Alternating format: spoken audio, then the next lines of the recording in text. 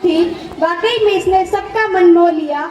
हमारे इस टैलेंटेड प्रतिभागी के लिए एक बार जोर से तालियां।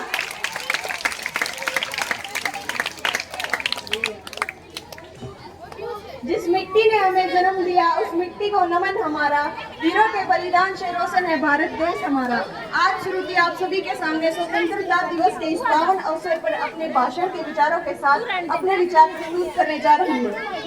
वह अगले कार्यक्रम के लिए कक्षा 10वीं की छात्रा राधिका अपनी प्रस्तुति के लिए तैयार रहें।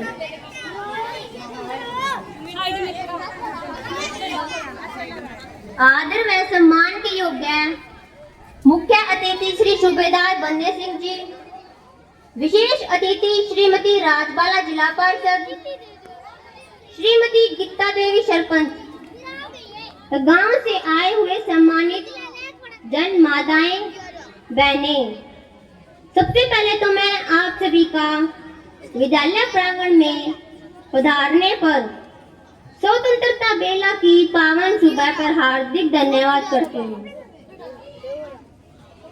जैसा कि आप सभी को पता है कि आज हम 80वां स्वतंत्रता दिवस बड़े धूमधाम से मना रहे हैं।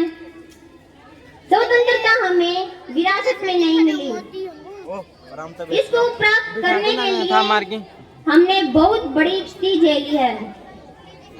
हमारे देश के नौजवानों ने इसे प्राप्त करने के लिए रात दिन एक कर दिया था।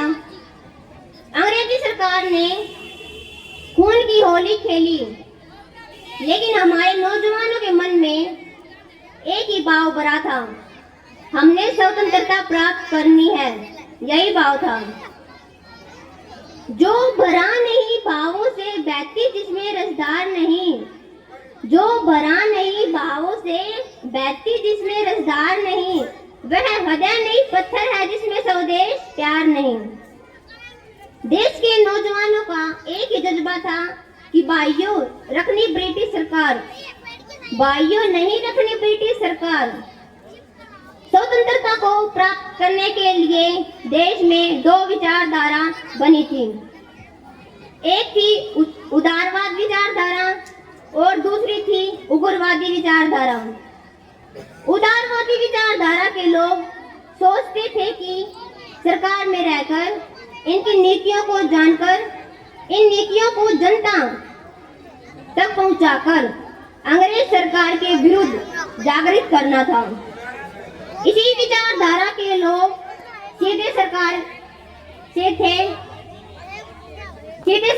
से टकराकर आजादी चाहते थे और इस विचारधारा में लाल बाल पाल, शहीद भगत सिंह, राजगुरु सुखदेव जैसे वीर थे।